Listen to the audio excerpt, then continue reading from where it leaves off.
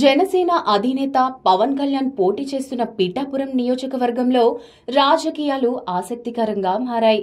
ఇప్పటికే వైసీపీ వంగ గీతను అభ్యర్థిగా ప్రకటించగా తాజాగా భారత చైతన్య యువజన పార్టీ సంచలనానికి తెరతీసింది. పవన్ కళ్యాణ్ పై transgender Bigg Boss fame Tamanna సింహాద్రిని పోటీకి దింపింది. పిఠాపురం నుంచి తమన్నా పోటీ చేస్తారని BCY party chief Ramachandra Yadav ప్రకటించారు.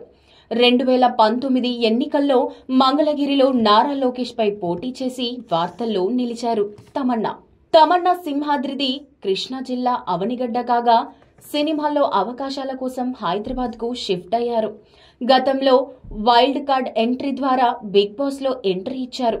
ఈ షోతో 2 తెలుగు రాష్ట్రాల్లో తమన్నా సింహాద్రికి గుర్తింపు వచ్చింది. ఇక గతంలో జనసేన పార్టీలో పనిచేశారు తమన్నా.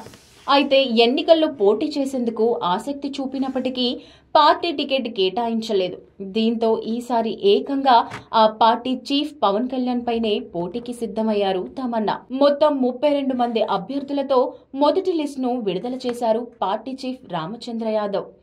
పార్టీ చీఫ్ రామచంద్ర యాదవ్ 2 స్థానాల్లో పోటీ చేయనున్నారు.